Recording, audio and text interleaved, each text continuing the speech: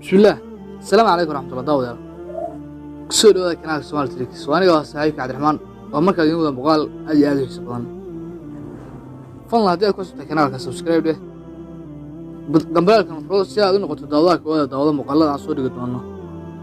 كناك يعني. إن شاء الله. مقال كلمات وإحنا وندونا. سيدي أيها سيحرك ده. مقالة حيسمها أي شركة جو ألفسمنت بحسه. بدنا كسر عطها في كايا هاتن كسر هذا مقال كلمات هذا سنة سحرنا حيسمع كسر على موبايل كلمة مركي أنا ديكسين إنه ترد كلام وحنو بهنا هنا سمع الله أبليكيشن لو يقان EAS أما EC App Switch أبليكيشن كواك هرتنا ياله ذاك سنة هاتو سوفر أبليكيشن كإنترفيس كعموجي صار السنة يوصل بحياة markuu saan kugu sococo waxaad taabanaysaa optionka u horeeya ay ku qoran tahay draw of other apps hadda waxa uu ka yahay off waxaa laga rabaa inaad ka dhigtid calaamadda ama button-kan on si aad u dhigtid haddaba taabo kadib waxa uu keeni doonaa meel ku qoran tahay appear on top meesha ay ku qoran tahay allow permissions ayaa taabanaysaa si uu application-kan mobilka u shaqeeyo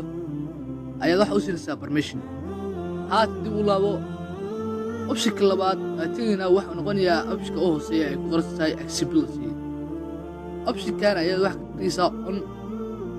kadib halkan ayuu keeni doonaa marka waa inta halka ku keeno waxa imaanaysa meesha ku qoran tahay advanced settings ama advanced settings meesha ku qoran tahay kadib waxa imaanaysa meesha ku qoran tahay notification reminder ayaa taabanaysaa kaliya ku siinaysaa marka uu saan kugu soo baxo waxa aad taabanaysaa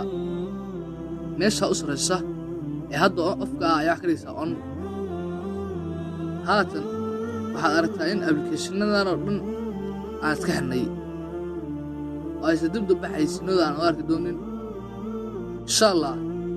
waxaan rajaynayaa inaad application-ka mobilka ku shaqeeyo inuu ku guulaysto in xayeysiinada kaa xiro haatan waxaan soo gaarnay gabagabadii muuqaalkeena maanta fadlan sidaan hore kugu soo sheegnay haddii aad ku cusubtay kanaalkeena subscribe leh dambalaalkana furo si aad u noqotid daawadaha kuwaad ee daawada muuqaaladeena haatan sidaas nabadgelyo ismaqal dambe oo xiiso leh insha allah